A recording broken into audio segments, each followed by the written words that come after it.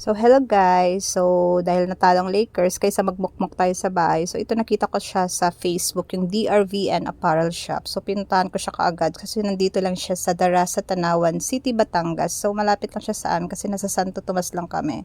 So, ayan na nga po. Pumipili na kami ng husband ko. Opo, kasama ko po yung husband ko.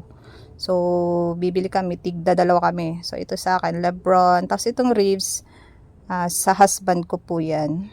Yan. Tapos ako, sa akin po ay isang Lebron jersey at saka Luka, yung white yan. And then, sa Mr. Coleman, kay Austin Reeves yung sa kanya at saka kay Lebron. So, malaki yung sa kanya. And sa akin naman is small size lang. Yung sakto lang din. So, yun na nga po, binabalot na nga po siya. Yan. Habang naghihintay kaming binabalot na siya, tinutupi na ang cashier. So, meron sila mga cups, sapatos, ang ganda. Tapos, meron pa sila mga bagong stock silang dating. Yan, sa lapag. So, next time, babalikan ko sila sa ibang color naman.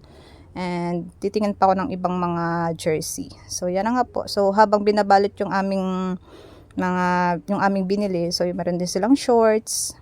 Yan. Habang binabalot yung aming binibili. So, yan na nga. Hindi ko mapigilang balikan yung mga nakahanger pa. So, yan nga po, number Lebron, jersey. Tapos meron din silang kay Reeves. Yan. Kung gusto nyo pumunta dito sa DRVN Apparel Shop sa Dara, sa Tanawan. So, bakit ko ba hawak-hawak ito? Di ba tinalo niya yung Lakers ko? Ikaw, Ant-Man na. So, dito po yan sa DRVN Apparel Shop sa Dara, sa Tanawan. So, yan na nga po yung novel namin, 4. 2 sa husband ko and then 2 din sa amin.